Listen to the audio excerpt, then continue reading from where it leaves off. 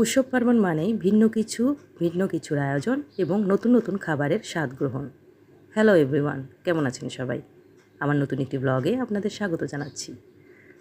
আমরা ঈদে বিভিন্ন ধরনের খাবার ট্রাই করে থাকি। শাহি ফ্লেভারগুলো কিন্তু মিস যায় না। তাই আজকে দেখাবো আপনাদেরকে শাহি একটি রেসিপি। আশা করি বুঝতে পেরেছেন আমি কি দেখাবো। আজকে দেখাবো চিকেন বিরিয়ানি রেসিপি। আশা করছি আপনারা আমার ভিডিওর মাধ্যমে পুরো প্রক্রিয়াটি দেখে তৈরি করে খেয়ে নিতে পারেন বাসায়। খুব ঝটপট তৈরি হয়ে যায় এই রেসিপি। তো চলুন শুরু করা যাক আজকের রেসিপি। প্রথমে এখানে আমি মাঝারি সাইজের একটি মুরগিকে কেটে নিয়েছি রেগুলার সাইজেই। খুব বেশি ছোট বা খুব বেশি বড় টুকরো করিনি। এখন এগুলোকে ভালোভাবে ধুয়ে পরিষ্কার করে নিয়েছি একটি পাত্রে। এখন আমি এগুলোকে মশলার সাথে ম্যারিনেট করব।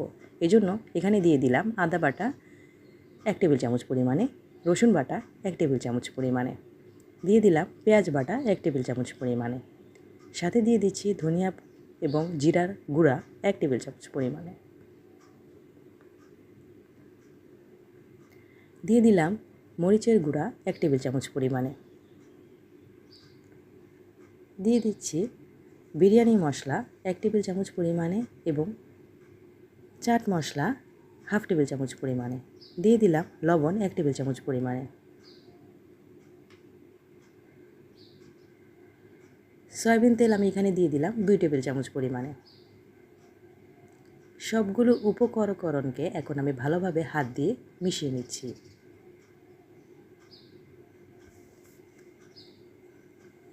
মেশানো হয়ে গেছে। এখন তার সাথে আমি দিয়ে দিচ্ছি দই 1 টেবিল চামচ পরিমাণে।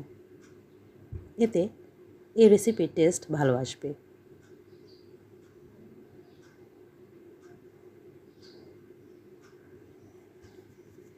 টক দইটা দিয়ে দেওয়ার পর আমি ভালোভাবে আবারও হাত দিয়ে মিশিয়ে নিয়ে এখন এগুলোকে রেস্টে রাখবো প্রায় 15 মিনিটের জন্য।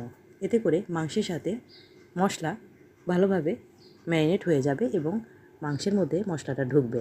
এখন চুলাতে আমি একটি পাত্র বসিয়ে দিলাম। তার মধ্যে দিয়ে দিলাম সয়াবিন তেল 1/2 কাপ পরিমাণে, দিয়ে দিলাম পেঁয়াজ কুচি তার মধ্যে 1/2 কাপ পরিমাণে। চুলার আঁচ এই পর্যায়ে মিডিয়ামে রেখেছি। তেল এবং পেঁয়াজটা ভালোভাবে একসাথে নেড়েচেড়ে মিশিয়ে নিচ্ছি। তেলটা মধ্যে পেঁয়াজটা যখন একটু নরম হয়ে আসবে এ পর্যায়ে আমি কিছু মশলা দিয়ে দিচ্ছি।